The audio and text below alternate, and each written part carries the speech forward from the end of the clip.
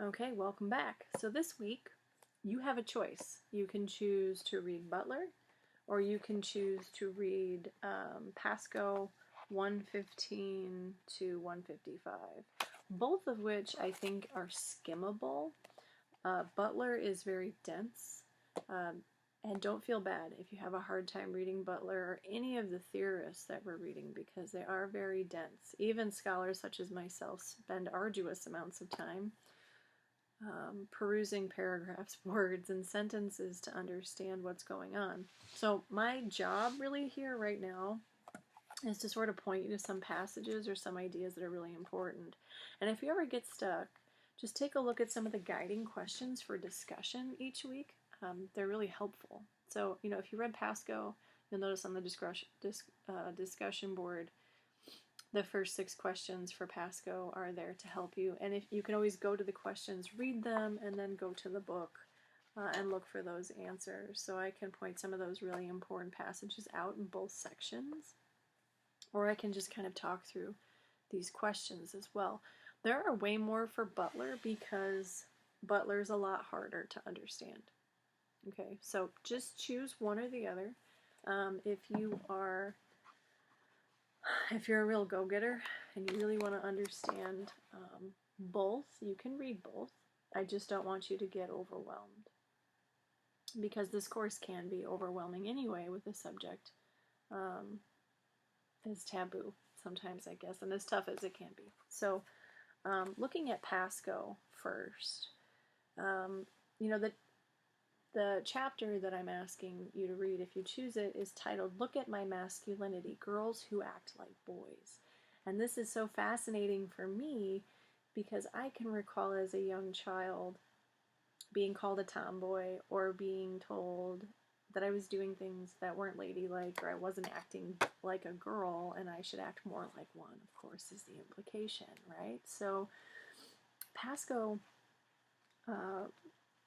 spends an inordinate amount of time researching girls, I guess, that fall into those sort of categories, but also girls that identify as gay, lesbian, bisexual, and how masculinity sort of dictates how they act too, without them really understanding that masculine identity really is a power structure, right? I mean, this country, a lot of first world countries, or I should say developed nations, were founded on the premise of patriarchy, which is to say masculine identities, mostly white masculine identities. If you just look at the big ones, right, like Germany, France, Spain, at the time it would have been England, right?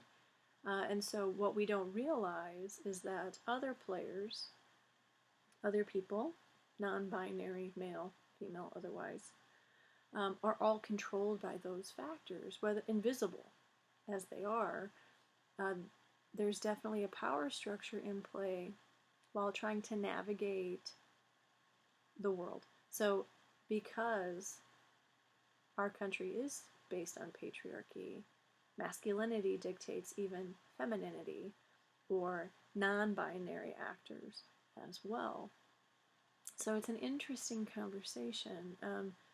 There are benefits and drawbacks that she refers to throughout the chapter of being a girl who acts like a boy, because if you are a girl who acts like a boy, there's a certain power there as well, right? Now, don't get me wrong, it could have backfired for some of these girls who tried to act like men, but for the most part,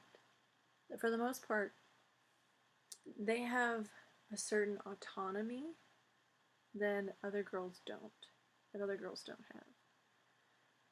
And you can read some of those things in here.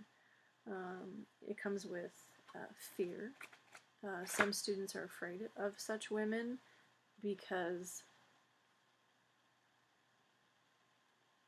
probably because they're playing with masculinity, and they don't, for the most part, I think anyone that's non-masculine is taught at least to be cautious of those that exhibit masculinity or that are masculine, right? So there are interesting intersections here. Many of these women are categorized as lesbians because they are. Some aren't, but are still called lesbians. And they fall, of course, underneath the traditional stereotype, which is that all female basketball players are lesbians, which of course is not true. It is a stereotype, but that plays out here for her in her research, or they're sexless. And they seem to be sexless because their garb tends to be, their traditional clothing tends to be different. So they would wear sweatpants or male clothing instead of what society would deem typical female clothing. And so they're almost seen as sexless in some cases. So these women sort of play with, as I throw my pencil around, they sort of play with this power that comes with acting masculine. And there's also, of course, then an interesting intersection between that sort of gender performance and their own sexuality. And so we used to call this gender bending.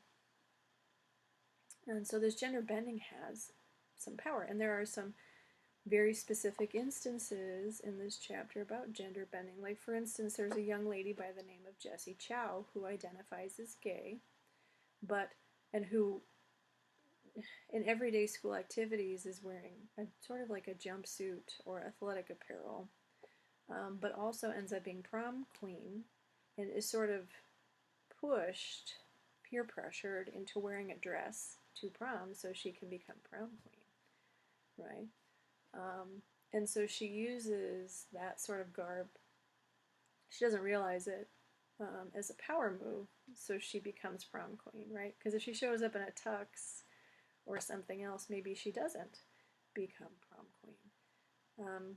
Even though she admits that she's highly, hecka, uncomfortable in the dress. But all of these acts, even though I've just outlined very, superficially some of these acts in here, even some of the fighting amongst girls concerning other girls in terms of partners, are imitations of masculinity, right? So much of their behavior, even though they think they're autonomous and that they have, some things figured out, it all aligns with masculinity and sort of the heteronormative power, even though they think that they're subverting it. So it's a super interesting read in that regard. So I would say pay attention to Rebecca. She's introduced on 120. She's a very interesting study in terms of how she displays her identity. And then compare and contrast Rebecca with Jessie Chow, because Rebecca and Jessie Chow don't actually get along. They don't like each other at all. And then you should also note Ricky's response, because we're going to come back to Ricky at some point. But Ricky, who identifies as a gay male, is actually somewhat afraid of them. And so make sure you look to those things too. But that's the big thing in this chapter, is the juxtaposition between those two women, how they display their identities, and then how other students view them. So, Butler, let me shift gears here. I'm not throw my pencil around anymore. Butler talks about performativity, which I mentioned way back in week 1 or week 2, about how gender is performed. And so she actually writes about a 14-page essay here about how female identity is performed. And so some of the questions that I ask you, and they're leading, right?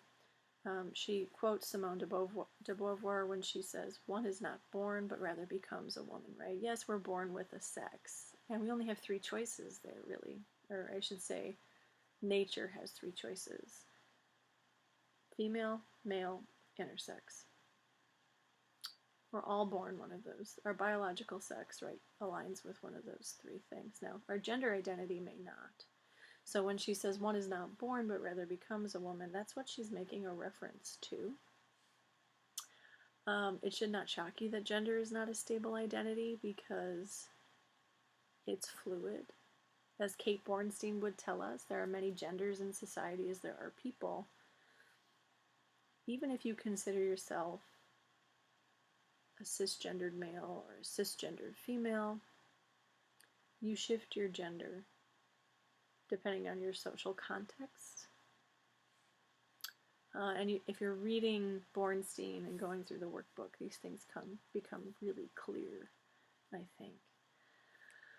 So she, of course, categorizes gender as an illusion, an object of belief, something that really isn't a truth, but constructed, right? Societally constructed. And, of course, woman is a historical identity, something that was created so men could hold power over it, or patriarchy could hold power over it. And that's why political strictures or structures shape gender. You can imagine, right? I mean, we have some of those conversations in our everyday life, unfortunately, about how we should govern female bodies, right? What does Butler mean when she says the body becomes its gender through a series of acts? Well, every day I get up and I act my gender. Well, if I choose to, right? Am I going to get up and put on leggings and a nice shirt and a nice sweater? Am I going to wear my earrings? Am I going to wear my hair up? Am I going to wear it down? Am I actually going to do it? Or am I going to get up and put, slacks, a tie, a button up, and one of my great, awesome tweed coats on and perform it that way? Because I've done that too, right? But it is all a performance, so it is something that is constantly renewed because you constantly have to do it, revised, depending on how you feel that day or what context you're in. Wedding is a great example, right? Even though I see way more women now wearing tuxes to weddings, I'm more inclined, of course, to put the dress and heels on. Not all women are, but I would be, right? Just like Jessie Chow. And consolidated, meaning over time, these ideas of what it means to be female are cemented even in pop culture over time. So we can look back at magazine covers in the 1920s, 1930s, 1940s and say, that's what it meant to be female then, right? And if we look at some of the artifacts that we have from today, that's what it means to be female now, right? Even though I may not agree with them or want to argue with the representation, those things still exist. And they seem to be accepted by many, otherwise they wouldn't sell, right? Okay.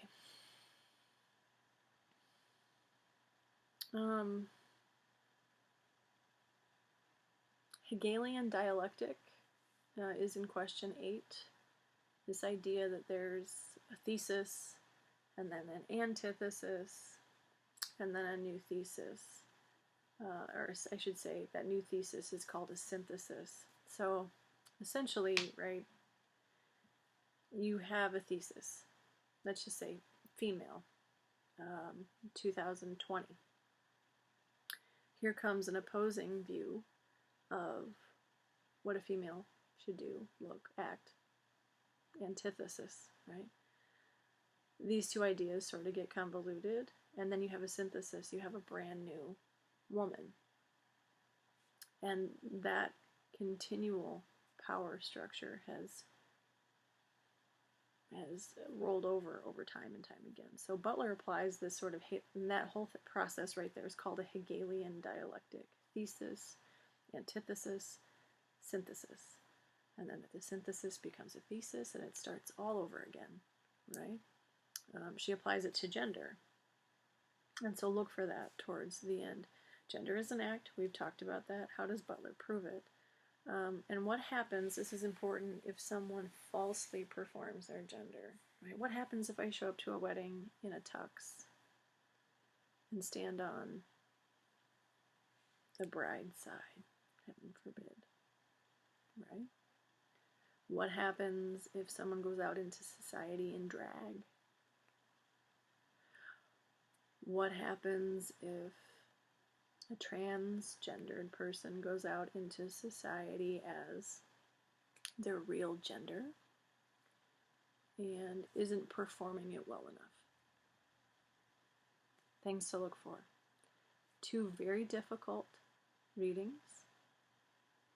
Choose one. Go through it carefully. If you have any questions, reach out to me. I look forward to seeing what we come up with.